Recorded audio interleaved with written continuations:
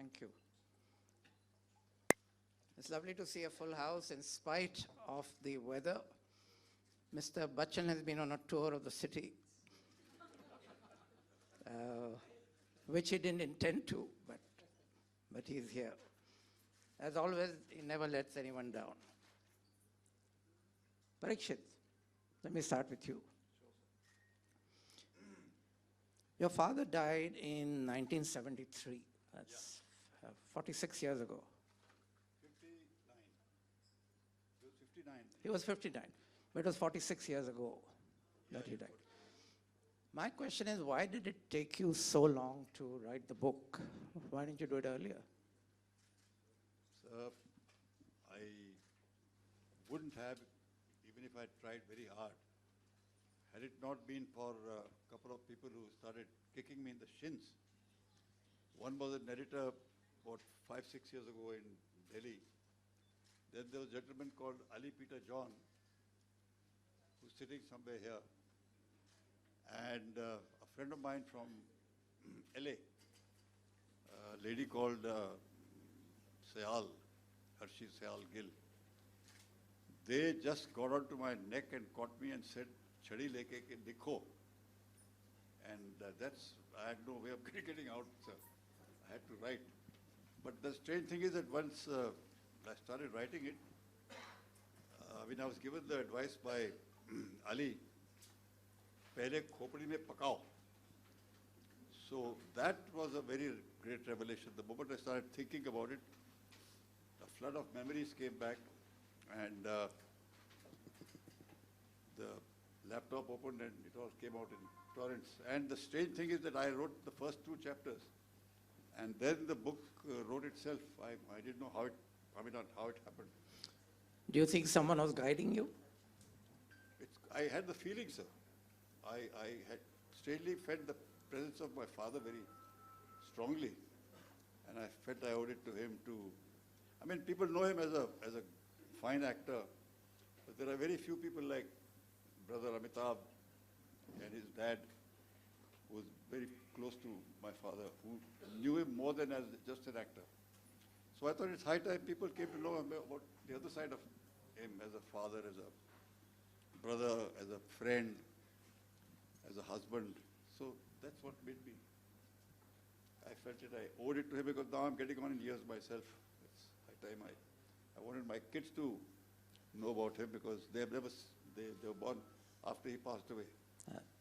But tell me, was it an experience that made you sad or happy, or because there are a lot of very touching moments and some very difficult portions in the book, which must have been quite cathartic to write, and were they difficult to write? Sir, I'd like to recite a poem by Shelley. We look before and after and pine for what is not. And our sincerest laughter with some pain is fraught.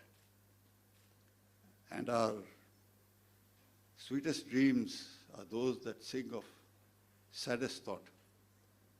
So there was an element of elevation at times, and of course, an underlying sadness, which I feel all sons feel when they miss their parents, their fathers. So at certain moments, I became very emotional.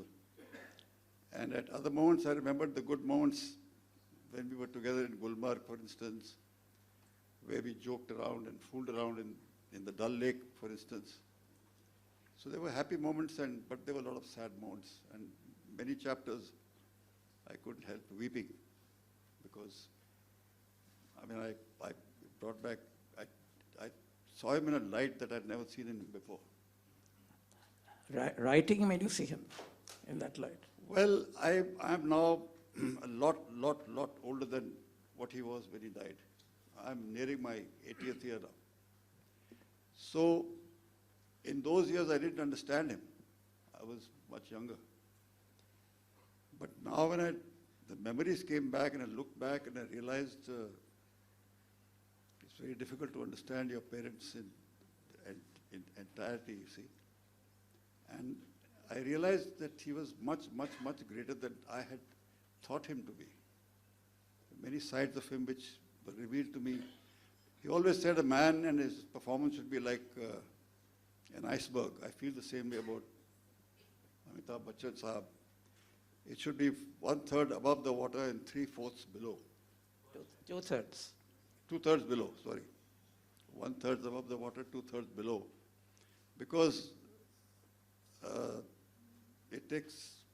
that's what doesn't show. But that's what gives weight and solidity to the iceberg. So I got a glimpse of that 2/3 below the water. And that shook me up. Wonderful. Amitabh, you've done a really nice forward to the book. Are you going to read it? Oh, lovely. Please, yes.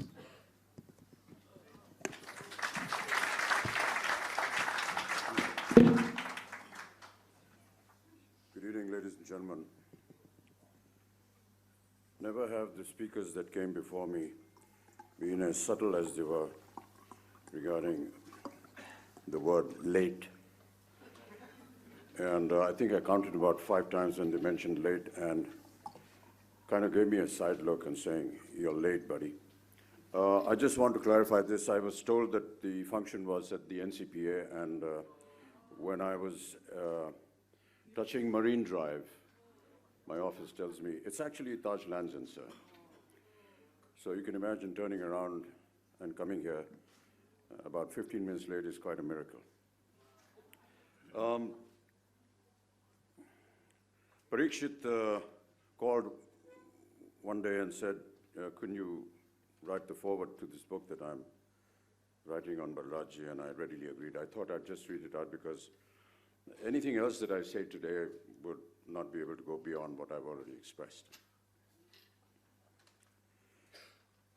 Be like Balraj Sahni. He's in the film industry, yet out of it. So advised my father, soon after my first encounter with the film world on a private visit, seeking a job. Some of my experiences were disturbing. They troubled me and gave me reason to believe that maybe I was making a mistake in my choice. But no, father was right. Balraj was the epitome of my father's vision. When he looked at you with his endearing smile, extending his arms in embrace, and spoke, you felt it was your heart that spoke, not his. It was as though the air around him came from a different world, a world that embodied gentility, the goodness of nature, the resonance of divinity. And as I drive past his home in Juhu, as I often do, I cannot but look at it in despair. Time and desolation have ravaged it and added to it what did not belong to its owner. Diverse conditions are the fatalities of life, and the house symbolizes this reality. But I believe that even though appearances may change, structures may decay, the purity of the heart endures, lives, and breathes. And as Parikshat sets about putting his pen to paper to narrate his father's life, I send my heartfelt best wishes and look upon him with gratitude, for he will narrate what he would need to know about the celebrated and distinguished soul called Balraj Sahni. I profess to be an actor by profession, and some of my work-related observations guide us in our careers. When I saw Balraj on the screen, it was not the character he was portraying I saw, but only the purity of his heart. The way he moved, the way he spoke, and the way he expressed himself were unique and straight from the heart. वो जब dialogue बोलते थे तो ऐसा लगता था कि यही सही है. Commented a person when I asked him what he thought about Balraj as an actor. There was a refined smoothness about him in all his performances. If I could have, I would have run up to him on the screen, touched his feet, and embraced him. His cultured and literary background was evident, as I perceived during his meetings and reflective moments with my father. He always came across as one who lived life on his own terms, never derogatory about others and their beliefs, yet respectful to his own. There was a simplicity in his being, in entertaining you with a cup of tea in his home, inviting you to play a game of table tennis in the patio in his home, the gentle wave of his hand as he passed by you on his horse, ridden without any frills in Kashmir, quietly without accoutrements, climbing up to Gulmarg. I know, for I was a party to all. And every time I drive past his home in Juhu, I recall with great affection the man of immense grace and nobility, Balraj Sahni.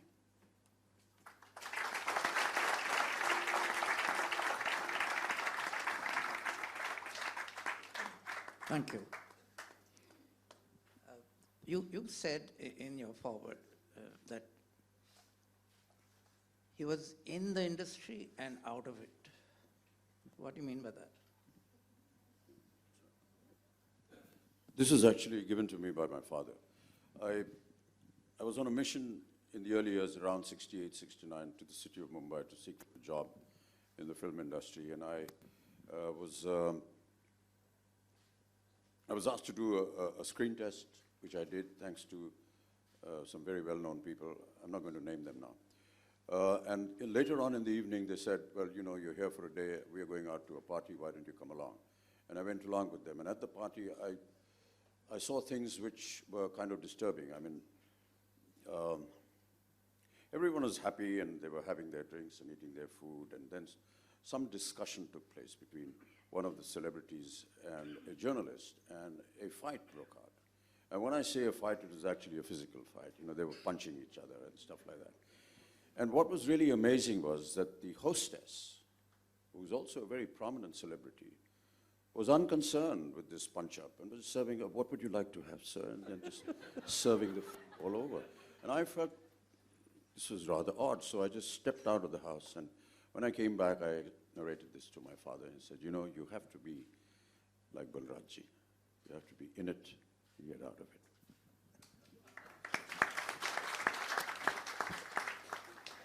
How would you describe Balraj Sahni's acting style? I just mentioned it. He was just, you never felt that he was performing. Yes. He was always so real, so simple. And as I said, when you ask somebody on the street, he said, "वो जब बोलते थे तो ऐसा लगता था कि यही सही है." That's a great compliment. Right. Because many of us are incapable of getting that kind of compliment from a common man on the street. And when he thinks that this is what his performance was like, then you tend to believe it. By the way, Parikshat, this is a really well-written book, so you obviously inherited some of the writing ability from your father, who was a writer, apart from being an actor. And your uncle, Vishal Sahni, yeah. who was a full-time writer. Yeah, he was a full-time writer. So there's something has come into you, which I wish you had realized earlier. I don't know, Anil Saab. I think, again, Shelley has said that poetry should come to a man like leaves to a tree. Otherwise, it needn't come at all. So, writing is something that comes to you like leaves to a tree, you know. It is something, I mean, it can't be learned, it can't be copied, it cannot be inherited, I think. He's a poet too. Yeah. No, really, it's something, I don't know, I've been writing since I was in school, I've been writing since I was in college, I did literature in college. And I've been writing ever since, but nobody took it seriously. They said, "Ye to actor aadmi hai yaar. Kya likh ke le aa rahe ho?" I went to several papers and said, "Please publish this article or this little thing I've printed." Some people did, and the others dismissed me as being, "Yeah, you're an actor." But you had a story published in the Illustrated Weekly of India. Yeah, that credit goes to a lady called Anis Jung. I wrote about 2 or 3 paragraphs and she saw them. And she said, "Sit down now and finish them." And she made me sit till about 3 o'clock in the morning on my underwood and type it out. And I kept saying, "Yaar, chodo ye, kai ke liye kar rahi ho, thak gaya hu. Khatam karo, khatam karo, khatam karo." And she took it and gave it to the very straight weekly, and they liked it, and it was published. That was Alicia's doing. I think I owe her a great debt of gratitude because she's the one who started the whole ball rolling, you know. In the book, you often refer to your stormy relationship with your father. Yeah. But I also saw a lot of extremely loving episodes.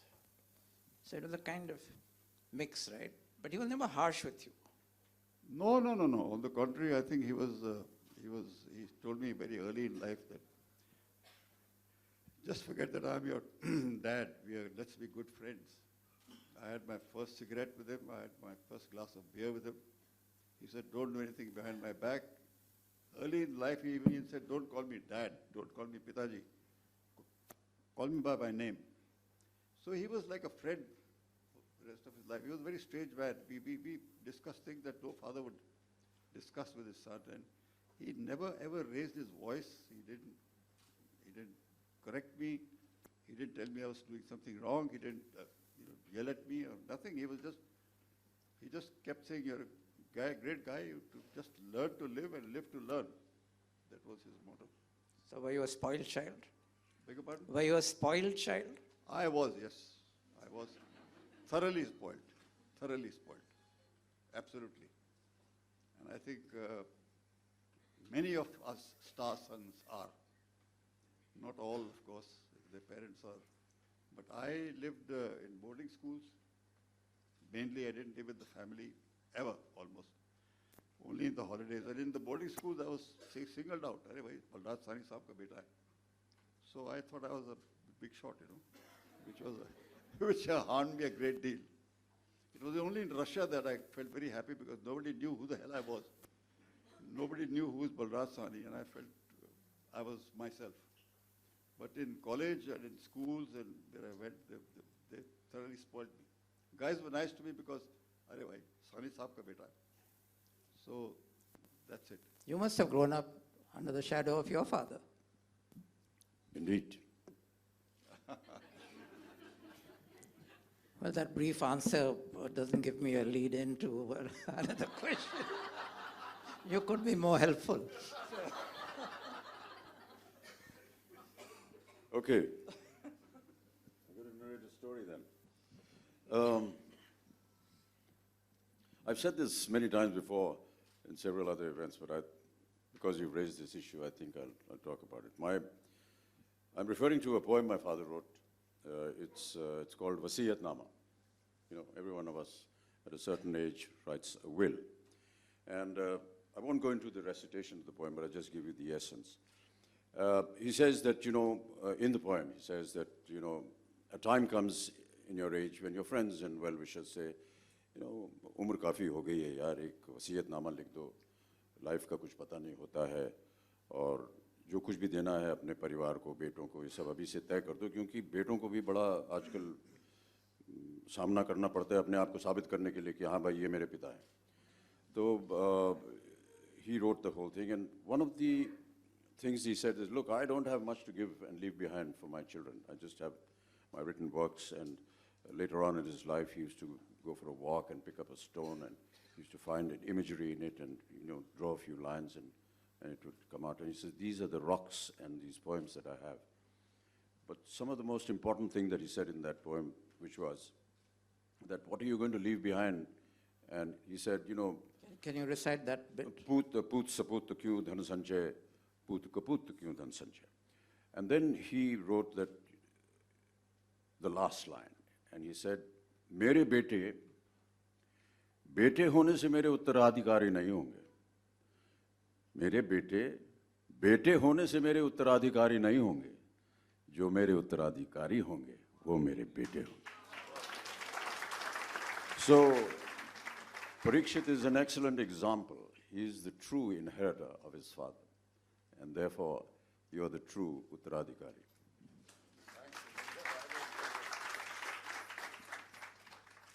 But there was one aspect of Balraj Sahni which I would never have suspected, which comes out in the book. And I'll give you both that incident. I actually wanted Parikshat to read it, but he says a bit long. So very briefly, Balraj Sahni was very fond of swimming.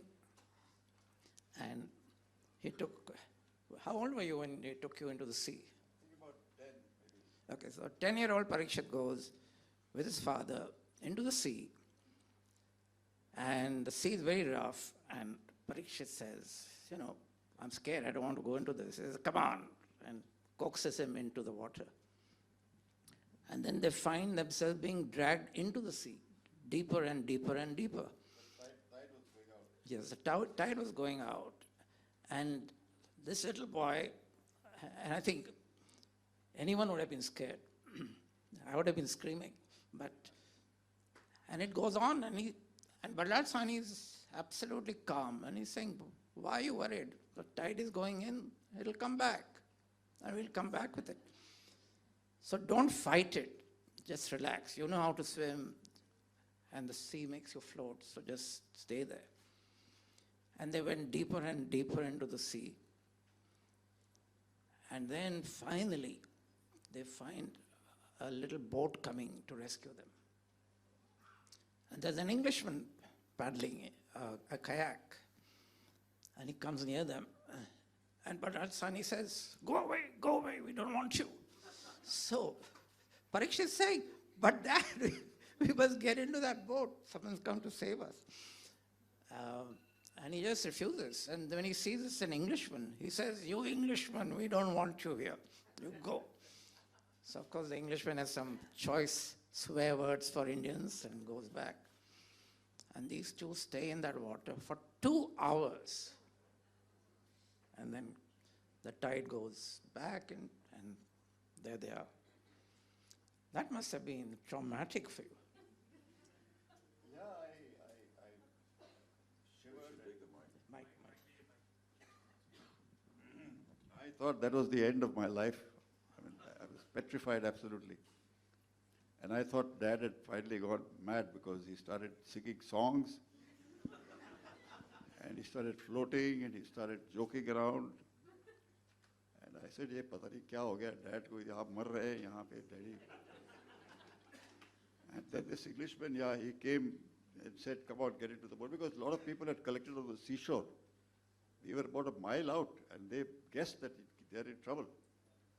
So this Englishman came, and I got hold of the boat immediately because I thought, God said, he said, "Chodo, just leave the boat." It was an order. I said, I think Dad is cracked up or something. Here is a guy who come to, sort of save us.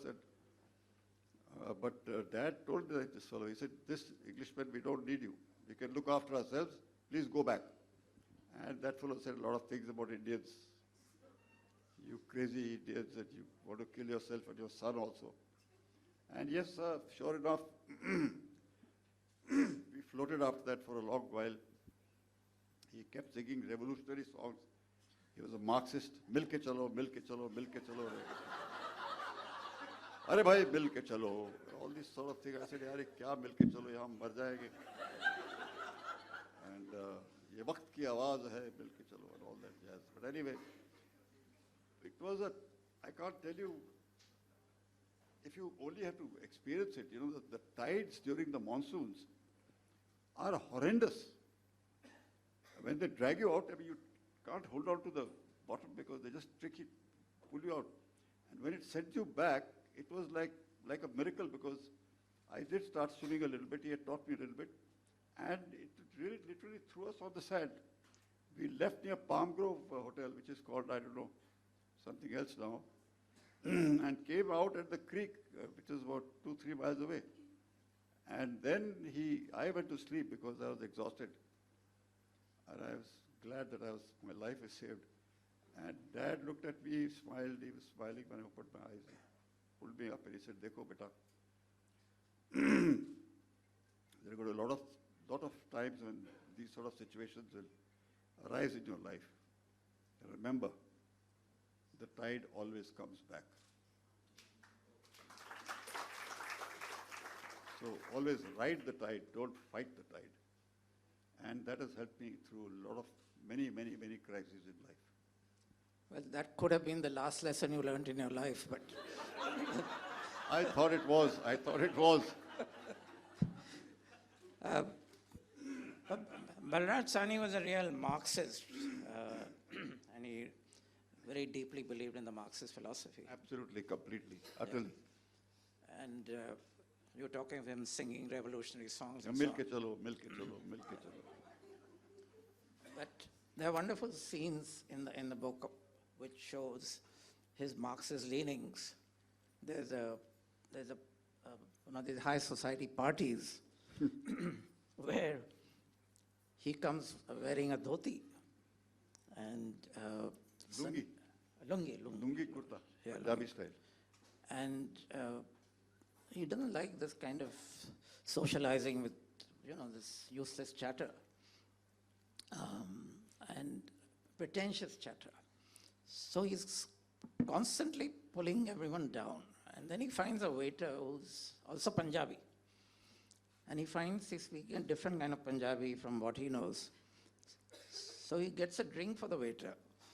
They sit on the floor and they have a long chat. Of course, the hostess is not very pleased. And anyway, the story goes on. I'll leave you to read it. There's also the story about shooting, where everyone has to wear jackets. Can you talk about that? You remember what I'm talking about? Sorry. You see, I was not trained as an actor. I did my college work. I went to the institute in Moscow to study film direction and writing and editing. And I don't know, I met Nehru there. There's a separate story. I'm writing about it for you. Send it to you for perusal. And he gave me a speech, and he said that, India was, is your mother, you should go back and all that. So I came back to India full of feelings that one must serve one's motherland and all that, because the Russians really somewhere in those days, Soviet Union, they looked down on India and I didn't like it. So I said, I must be of service. How can I be of service? As an actor, what can I do? And I really became an actor because of Dad. People thought, yeah, आदमी तो ठीक लग रहा है, थोड़ा बहुत तो सीख लिया होगा बाप से. बना दो इसको एक्टर, ले लो फिल्म में. But I made a film, a banner of production called Balraj Sahni Productions. And I made some television serials because making films is a very tough job. And through those, I thought maybe I could serve, be of service to the country and, say some good things through those scripts. And one day I was shooting with these, just for Yash Raj, Yashji's video division. He liked one of my stories and he said, you make it. And one day I was shooting till very late in Rajkamal Studios. So there was overtime ho gaya. So I told this, my production guy, I said, keep the important guys, jinke close-ups lene hai. Baki junior artists ko bolo, they can go. And there was one very, very old man, he must have been in his 70s, who didn't go. और 3 बज गए, मैंने कहा, sir, I went to him, I said, sir, आप क्या कर रहे हो? थक गए होगे, please go. He said, sir, नहीं, मैं आपकी वजह से नहीं रुका. ये बलराज साहनी प्रोडक्शन है, इसके नाम की वजह से रुका हूँ. और वो इसलिए क्योंकि आप तो ब्रदर ब्रदर बोलते रहते हैं सबको. वो वाकई हमारे ब्रदर थे. I said, please explain. He said, देखो ऐसा था, हम लोग शूटिंग कर रहे थे. In those days there was no AC, and we had to wear jackets sometimes. That time there was no AC. Yeah, and after shots, the junior artist was supposed to stay back on the set and not take off their jackets. But the stars were supposed to take off their jackets and sit in front of the fans. But they noticed that Dad had not taken off his jacket. And the assistant came several times to tell him, Sari Saab, aap utar dijiye coat, garmi ho rahi hai, pasine aa rahe hain aapko. He ultimately didn't say anything for a couple of minutes, and then he said, देखो, अगर मुझे पसीने आ रहे हैं तो in junior artist के साथ क्या हो रहा है? इन्होंने सबने कोट पहने हुए हैं. Sir that is not allowed, इनको तो ऑर्डर है कि इनको पहन के रखनी पड़ेगी। देखो फिर हम भी पहन के रखेंगे। It is only when the director came and told these guys, okay, take off your jackets, that he took off his jacket. So that old man said, वो हमारे भाई थे, आप तो ऐसे ही बोलते रहते हैं। And he had that innate love for not just humanity, yes, but also for, you know, the underdog.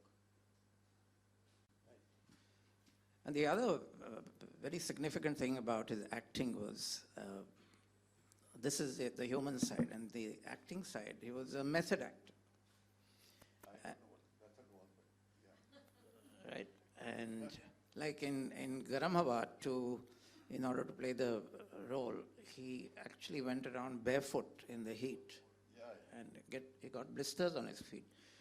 To get a feel of the character, he talked to people who were working in similar situations. And there's that incident of you as a boy having to spit on his face. Yeah, that was something I wish you hadn't reminded me about. Imagine asking you to spit on your father's face. Well, it was in the script. We were doing a film called Udham Singh, and this jackass of a writer had written, Dad was playing a Gandhian, and I was playing Udham Singh. So there was a big fight between us. And in the end of that fight, I spit on him. So I did the scene. I mugged up my lines, and when the spitting time came, I spat in front of him and said, "Aap jaiye, mere saath zyada baat mat kijiye, thu." And the director said, "Fantastic, very nice shot." Dad said, "Ek minute, one more." I thought ये शायद daddy का कुछ reaction अपना गलत था, फिर से shot लेंगे, फिर शॉट दिया, फिर ऐसे आप देखे जाइए, मैं देख लूँगा मैं आपको, थू। He said, "Come here. You didn't spit on me." I said, "Sir, I spat in front of you. The script पे क्या लिखा है? You spit on my face." I said, "Papa ji, ये तो बड़ा मुश्किल होगा, spitting on your face." And he said, देखो, that director said, "साली साहब, इसका expression ठीक लग रहा है, इधर करे थूके उधर थूके आप." डैडी ने कुछ 11-12, उस जमाने में there was no digital, the film was very expensive, you know. The film stock. 11 or 12 retakes were a lot of money down the drain for the director, the producer. And every time I'd spit, I said that I thought about cleverly that I'd spit on the left, a little on the right. Dad would say, "No, one more." Ultimately, I got the idea that I'll just make the noise. I won't really spit. Okay, देख लेंगे आपको, आप जाइए अपने रास्ते में, देख लूँगा आपको, थू। So he said, "एक मिनट इधर आ, मेरे मुंह तक कितने?" सर वो बोल दिया ना सर, इतनी दूर लॉन्ग शॉट में क्या दिखाई देगा कि मुंह पे तो आपकी स्पिट लगी हुई कि नहीं? He said, "No, we have another one." The director, I remember, he almost became bald, poor fellow. He said, "Sahni साहब, बड़ा नेचुरल लग रहा है." नहीं, ये तो लिखा हुआ है स्क्रिप्ट में. Ultimately, sir, he made me spit on his face. And I nearly cried. I went to my makeup room and I just sat there and I said, "Today is the worst day of my life." And then he came to me and he said, "Listen, you're my son. Either stop acting, just leave this profession. But if you do it, then be honest to yourself. I'm not your dad on the set. I'm the Gandhian, I'm the villain. You're Udham Singh. So please, you must make a magic circle. You must know who we are, where we are, with whom we are, why we are here, when we are here." And, but to be frank, I wish you hadn't reminded me of that, sir. I cringe when I think about it, even to this day. No, but I think it shows an insight into the way he acted and the way he respected the script and the director. And Amitabh, I think you have followed that same philosophy in your career, that you have not, in spite of the stature that you have, you never tried to tell the director what to do. or tried to deviate from the script. Am I right? Yeah, I think that the essence of every film is what comes out of the writer's pen, and I think that needs to be respected. I also believe that he's the one who designs an entire film. He thinks of the characters, he thinks how they should dress, he decides how they will say their lines, he decides the location as to where it's going to be. And I'm sure that this is in conjunction with the director, but if he has gone through so much trouble to do that, I don't think I have any right, if I'm a professional and if I've agreed contractually to follow what the director is going to ask me to do, then I should follow the writer. That they are the most important people in every film. And I just do it out of my respect and regard for the writer. As Balraj was saying, you know, the story. Once it's written, I do believe that that is final. If you have a difference, yes, you sit before going onto the set. But once you're in front of the camera, then you don't argue. You just do what is asked of you to do. But suppose with your experience, you find that the script could be improved or the shot could be taken in another way, would you not have a friendly word with the director? I would, yes, but I would leave the final decision to him. But you would never take over directing as some of our stars have done, surreptitiously. I'm just about learning how to act. I can't direct at all.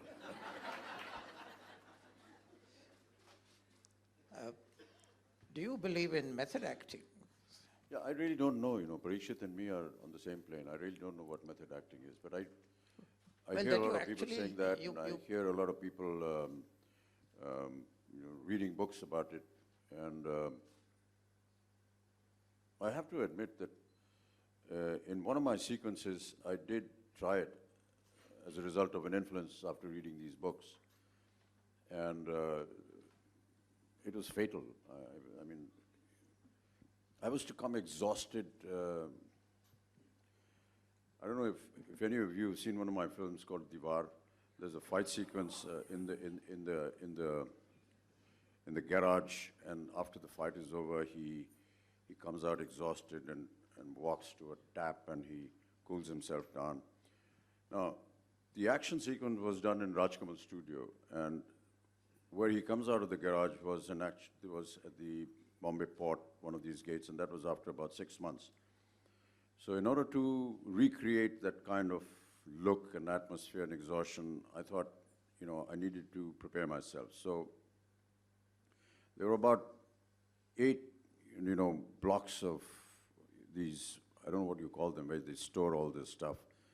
And it's about a mile down the road. So I kept running up and down, and by the time he said action, I actually collapsed because I couldn't stand up even. So that's as far as, you know, method acting is good. And then I read about this famous incident between Laurence Olivier and Dustin Hoffman. Dustin Hoffman. Where he did something similar. And when he was exhausted, Laurence Olivier said, buddy, why don't you try acting instead of, you know, running up and down? So everyone has their different interpretation, you know, Parikshat. I can't understand. I believe that Sir John Gielgud has very correctly said, Sir John Gielgud, great actor. He has said there is no such thing as a method. Every actor has his own method. We all evolve our own methods of acting, you know. But this thing about method acting is, I don't think there is. I was once spent some time with Dilip Saab, and he was narrating an equally, you know, almost a funny incident. He was with an actor, and he said, the actor came to me and said, "Sir, आप ये जब कोई नाराज होते हैं तब आपकी आंखें लाल कैसे हो जाती हैं? क्या डालते हैं आप उनके?" तो दिलीप सर ने कहा, मैं कुछ नहीं करता हूँ, थोड़ी देर ऐसे बेंड कर जाता हूँ, और खून जो है वो आंख में चला जाता है, उसके बाद मैं खड़ा हो जाता हूँ और आंख लाल हो जाती है. So this character said, "यार, ये तो fantastic idea." So just before his shot, he went down, when we got up, he fainted. Fell down. So everyone has their own ideas of how they should, you know, prepare for a scene or do what they want to do. The blood had rushed in all the wrong places. But you feel that Balraj ji actually did this for every role, right? He got into the character very deeply. He didn't just didn't just act, though there's nothing to denigrate that. I mean, that's another method. But he got into the character. I remember seeing the shooting of Gandhi, Richard Attenborough's, when Ben Kingsley was playing the role. And throughout the day when they were shooting, he stayed in the character of Gandhi, Mahatma Gandhi, including the posture and everything. So even when the shot was finished and he had to wait 2 hours for the next shot, and maybe he's having a cup of tea or something, but he would stay in character. And I suppose some people do that. Do you think it helps acting? I don't know. I mean, I've never spoken to people who practice the art, but this is what I do. I just follow Dilip Saab. Go down. Come up with my eyes red. That's about it. But yes, there are several people who, must be going through a lot of ideas and thoughts and how to get into the character. There was this film, I think it was called 9 Hours to Rama, which was on the assassination of Mahatma Ji, which was eventually banned in India. And there was a character that was playing the role of Godse, and he had just one shot in the film. He had to come and just fire, and that's it. And this guy was from America. He was an Indian who settled in America, and he came, and we happened to know the family he was living with, and they came and said, we have an actor in the house, he's come from America, and he's playing this very important role. And I said, yeah, I'd like to meet him. कि जी वो 1 महीने से कमरे के अंदर उसने अपने आप को बंद कर दिया है. तो उन्होंने कहा क्यों बंद किया? क्योंकि वो सोच रहा है कि खड़ा होकर के ये बंदूक कैसे चलाएगा. So there are a lot of different stories, of people who practice all kinds of different things. But whether it's worth it or not, I really don't know. Maybe they have a style and method which works. I haven't tried it. I'm okay. But Parikshit, in the book, what you say is that this getting involved so much in the character deeply affected him in Garam Hawa. Yeah, in Garam Hawa. Because Garam Hawa reflected in a way. I'll be very frank. There's one thing he believed in implicitly. That's the one thing I know that he took from Stanislavski. That was emotional memory. He always did a shot and which he had lived through that sort of an event, try to recall it, and then act it as truly as possible. And I talked about Garam Hawa, it's in the book. I was giving a speech about him along with Satyu Saab, M.S. Satyu, the director of the film. And he spoke before me and he said that he made a very big mistake by including the scene which was not in the script, of his daughter dying and he burying her at the graveyard. Now that is one of the finest scenes in the book, in the film. But he said, I wish I hadn't done it because Dad went through hell. Because I think he, again, emotional memory. Because his own daughter had died. Yes, and he equated with that. And I remember one of the things that I forgot to write in the book. I went with him for shooting. I was in school, a film called Aulad. And he had to give a shot where, he's telling the Seth. The Seth has taken his son. His wife has died. So the Seth throws him out of the house. The Seth has adopted the son and he kept shouting at the Seth at the gate. He's being kicked out. Seth, mera beta de de. Mera bacha de de, Seth. He did it so well that everybody clapped. It was, after that it was pack up. And he came home. I sat in the car with him. He was a little out of sorts. I said, sir, bada badhiya shot siga. Bande ro paye. Kala chup kar. Then we reached home. He stopped the car at the gate and he said, wait a minute. We got to go back. I said, sir, it's pack up. It's wrap. And he said, no. He rang up, I think, both Sehgal Saab, it was the director. He said, get the set opened, I have to do that shot again. But Sehgal Saab thought that he was crazy because by that time the studios were locked at that time and guys had gone home and started drinking and all that. But Dad got that thing opened, and he gave the shot again. But this time, there was no crying. There was stunned silence, absolutely.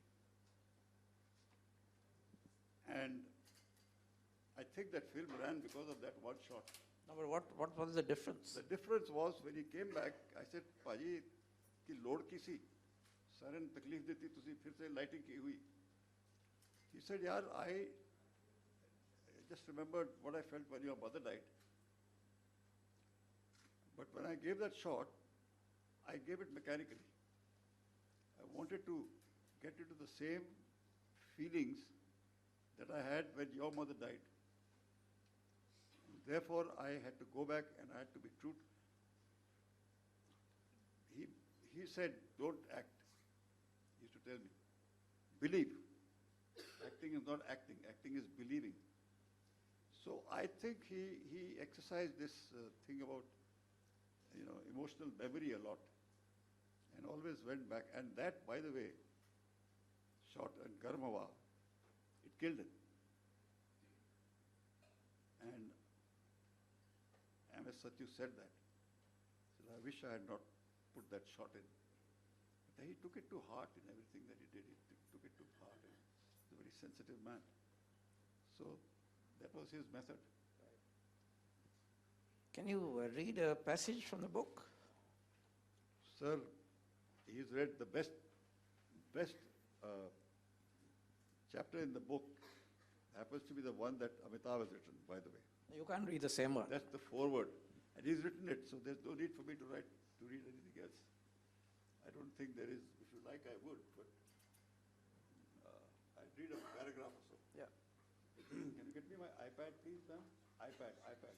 Some passage must be read. Just read a paragraph. Can I sit and read, sir? I've hurt my knee very badly.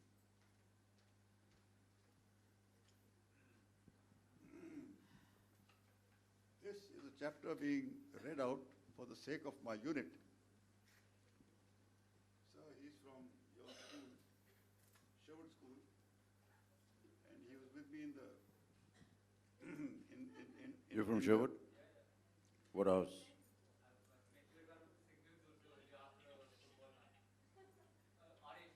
Robin, thank you. We're in the same house. तो sir ये मैं जब भी इनको बोलता हूँ इन सारे मेरे यूनिट वाले बैठे हैं यहाँ पे इनके साथ हमने भी सीरियल किया है कि मैंने शिवाजी का रोल किया है so they laugh their guts out. So I have, by the way, written a chapter on shooting for Shivaji.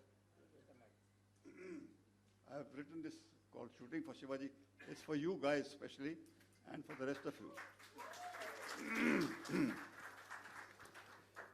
Dad was an atheist and did not believe in any religious practices and avoided religion like the plague.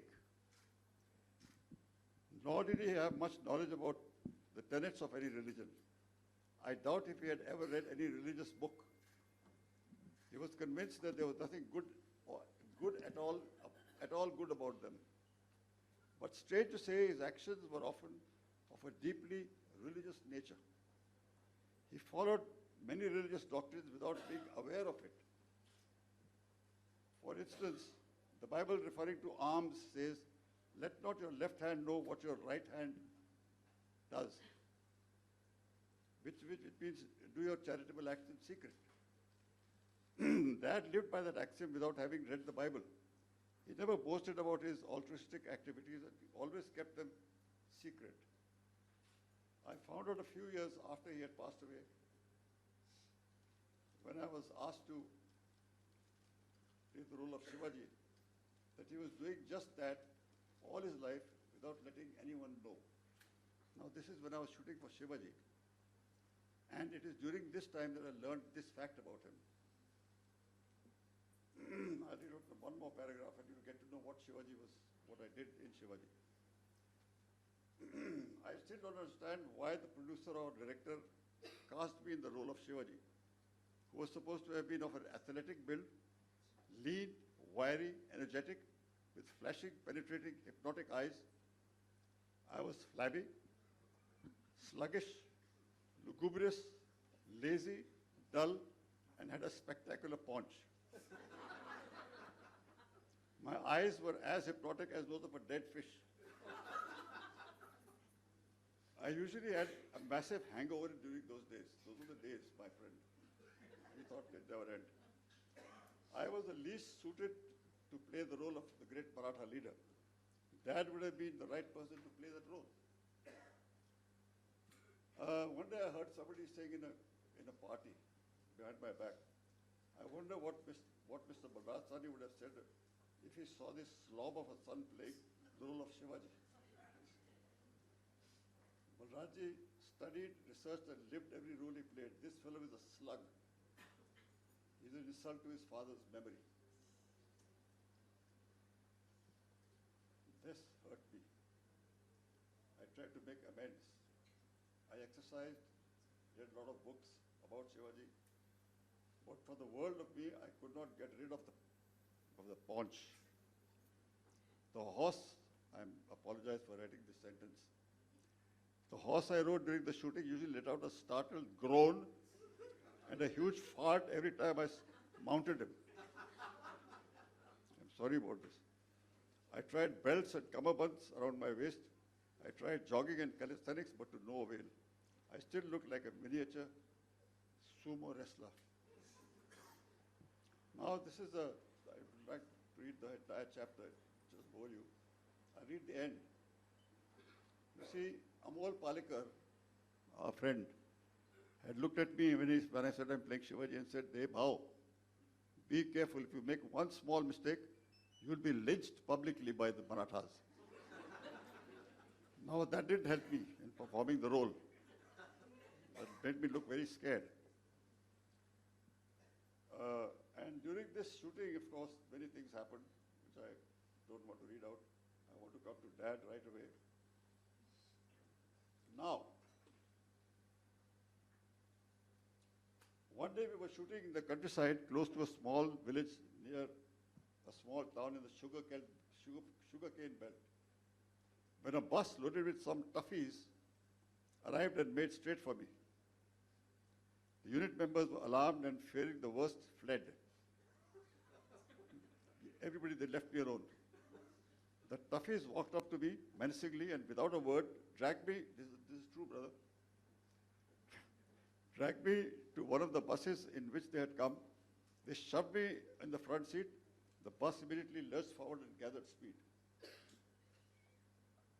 I was sure my time had come. I fingered my sword. It was a blunt and harmless film prop, and decided to put up a brave fight anyway and take as many of the toughies with me to Kingdom Come as I could. I tried to make conversation with the huge muscular fellow sitting next to me, but he stared at me in silence. I prepared myself for a quick and violent end. A surprise awaited me when we arrived at the destination. A spacious but scraggy garden just outside a small village. A makeshift stage had been set up at one end of it.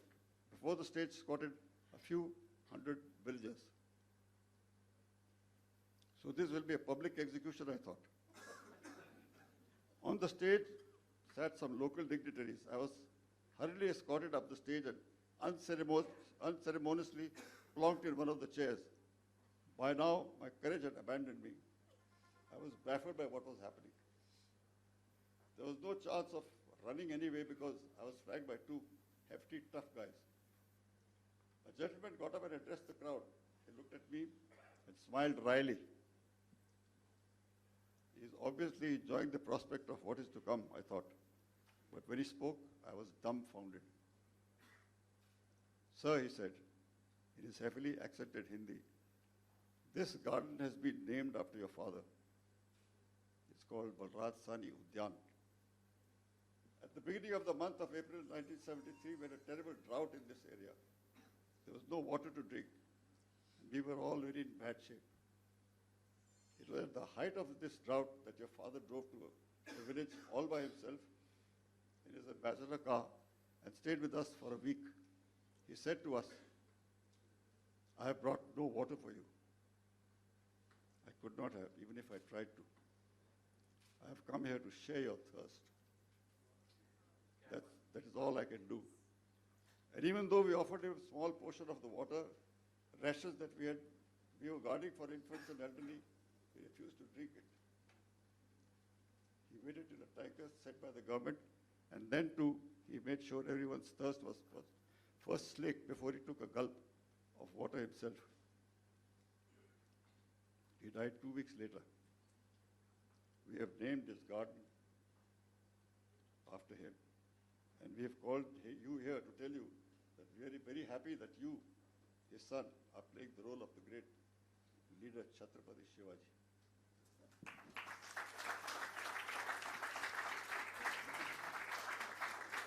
It was then that something happened that was very un-Shivaji-like. Tears came to my eyes. I wept. I don't know if it was from the sheer relief at being spared a public lynching or from the realization that Dad had done this noble deed so unobtrusively. Any present-day public figure would have informed the press, made a huge noise, and turned it into a great publicity event. My attitude to my role changed after that. I put my heart and soul into it, started to live the role, and much to my own surprise, was able to do some justice to it. Well done. So this shows that Balraj Sahni was in the industry and out of it also. So, clear. Do we have time for a Q&A? Just 2 or 3 questions. Okay, now we want brief questions, no statements, no speeches. Anyone?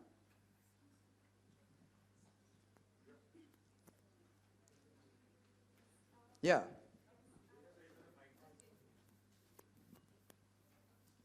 Hello, I would like to express my happiness and joy to be here with Mr. Bachchan and Mrs. Bachchan.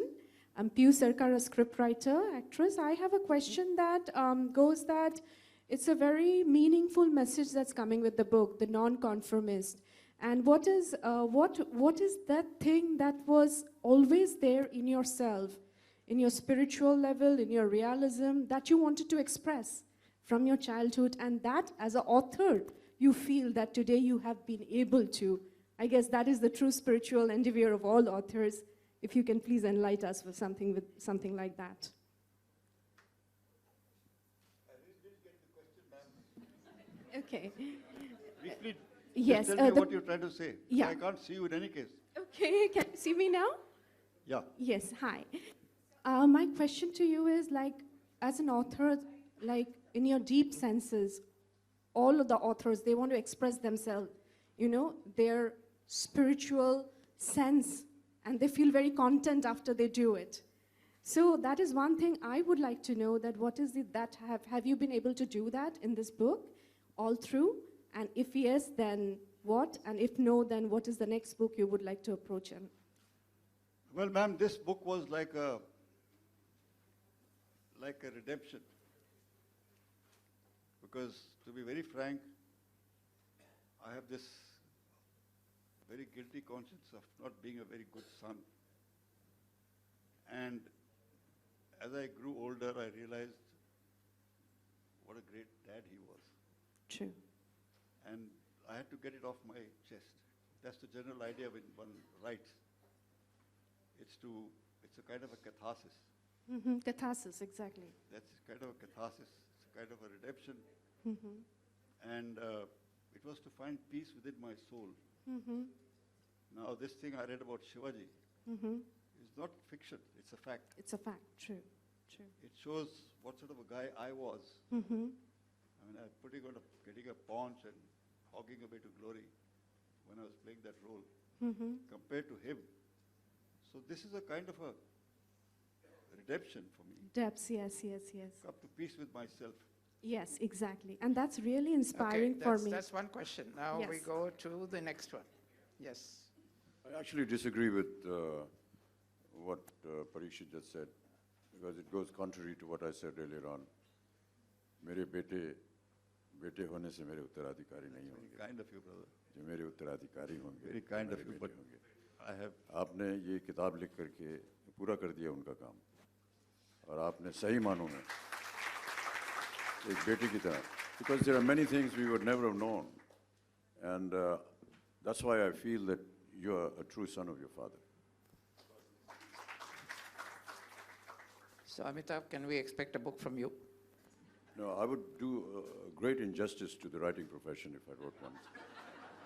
I beg to differ. Yeah, brother, we should keep differing with each other. I read his blogs every day, and I suggest that all of you do that. He writes them after midnight, sometimes at 1 o'clock, sometimes at 2 o'clock, but they're all, each one of them, each one of the blogs I read is like a piece of literature. No, that I can't even say that he's drunk because he's left drinking, but this is not correct, and please don't go there, for Christ's sake. Okay, I'll add my 2 bits. Amitabh very kindly launched a book I'd written, and the speech he gave he spoke for about 45 minutes. It was so brilliant that the editor of the Times of India rang me up and said, can we print the whole speech, which the Times of India did. So your modesty is unbecoming. Okay, since no one is asking a question, I will ask. Oh, okay. I think Can someone get a I'll mic go there? ahead. You don't need a mic, you can just Just scream. Yeah, My question is for Mr. Bachchan. Which performance of Mr. Sahni did you like the best and why? You know, there's such a vast repertoire that it's very difficult to name one, but Do Bigha Zameen, Kabuli Wala, Waqt, and an incredible performance in Garam Hawa. I thought that was the absolute ultimate performance that he gave. Mr. Sahni, my question is for you. Here, the other side, here. So my question to you is, do you have a particular writing style? A lot of authors write in the morning, write at a certain time, on a certain software. Was it like that for you? While the book might be cathartic, but in the process, what was the process like for you as a writer? What was the Process like of for writing. you? No, I think he mentioned it, that it just came to him. Right. He did talk about that. Yeah. You're talking about the discipline of writing? Yes. Well, there are many theories about that. There are some guys who get up first thing in the morning and write for a certain amount. Some guys have these 900 to 1,000 words, but there's no real discipline. Everybody has his own way of doing it. Steinbeck used to start writing at 10 o'clock in the morning. This lady, her name is Julia Cameron, very good writer. Recently read one of her books. She writes all the time. I mean, if she goes to a cafe, she writes. Afternoon, she writes. So I think there's no. I tried to feel that I'm a writer by getting up early and writing, but that was play acting actually. I wrote at all hours when it came to me. And usually when somebody like Ali Peter John or Harshi Syal or our friend Millie used the stick on my back. Likho. That's what I wrote. How long you took to write this book, sir? For how many months, actually? I think it took us 1 year 1 year, okay. to write it and then 1 year to get it out, published. Yeah, I would like to say something. My name is here, sir. Nasir bol raha hu. Brother, हाँ, I don't know how many of you over here know that. Good evening, sir. That I am one of the very few fortunate people that my mother also got to act with Balraj Sahni Sahab in Do Bigha Zameen. She had played his Rakhi sister, and my father has done about 8 to 10 films with Balraj Sahni Sahab. And it was Balraj Sahni Sahab who took my dad to Navketan Films and said कि वो आदमी है गुरुदत्त, वो director है, उसको पटाओगे तो काम मिलेगा. And that is how, from a bus conductor, he became Johnny Walker. So I am here because of him. And my privilege to work with Parikshat, sir. Wonderful. So I think that's a very, very nice note on which to end this evening. Thank you, Parikshat, for being here and for writing this really, really wonderful tribute to your father. Can I just... And let me also thank Amitabh Bachchan, whose presence has elevated this evening. Anil, just 1 minute. Can I just narrate a story that we shared together? I mean, it wasn't meant to be shared together, but we did it, if you don't mind. Please, please. When you were talking about what you felt when these hefties came and took you off, and you were, stuck between this, and you didn't know what was going to happen, and you were scared. I'm reminded of, you don't have to write those expressions, because I've seen those expressions on you. Parikshat and me and several others were working in a film called Desh Premi, and it was in a slum area which was erected, and there were many, huge stars, Shami Kapoor, Prem Nath, Sharmila Tagore, everyone. And every time the scene would be over, we would all sit under one temporary roof and we used to sit and chat. And, sorry brother, this is confidential. Manmohan Desai was the director of the film, and a few of us, junior assistants, decided that we need to, get brother out of... He was always very sort of serious, sitting around in one corner and hardly communicate with anyone. And we thought that, he's come from Russia, he's learned this method acting, so probably he's into that zone. So we needed to get him out of that. So we devised something, and there was a junior artist who was a fantastic actor. So he started acting drunk on set. And I'll have to enact this a bit. So he would come very close to where this group of actors of us used to be sitting, and he used to come holding on to the table, and he would look at brother. And brother would look at him and say, yeah, fine. Then he would, and look very threateningly at, Parikshat. So Parikshat was getting a little, kya yaar, kaun hai? Kuch nahi, the poor chap is drunk and all that. So next day again, this guy would come from another part of the set, and from there he's only looking at Parikshat. Now this went on for about a week. By now Parikshat is getting really worried. I said, why are you worrying, brother? He said, no, brother, I was driving home and I was stopping at the signal and this guy was there looking at me. I think something's wrong with him. So then we enacted a whole scenario where we called this guy, said, kya kar raha tu? Usko 2-3 chapal mare wo. It was all fake. He fell down and brother was a little relieved and all that. And then we said, it's not probably happening. So on the last day, this guy came up and we gave him a little fake knife, and we took out the knife, and brother, he said, yeah, look, I said, this has gone too much now. And then brother decided to actually go up to him and whack him before we stopped him and told him that this was all an enactment just to scare you and get you out of your... Yeah, he asked me for my gun.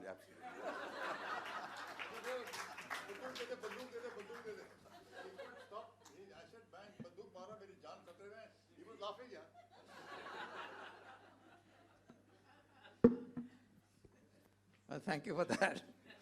Unexpected bit of acting. But that was the expression I had on my face. Is absolutely. He was scared as hell. I mean, he said, "Kaun hai yaar, ye aadmi dekhta rehta hai mujhe aise." Yaar, pagal hai, chhod do. Then next day again, this guy would come exactly in front of Parikshat. So he's going to, get him. And brother was really worried. I was worried, sick, yaar, I asked you for a gun, that's why I wouldn't have.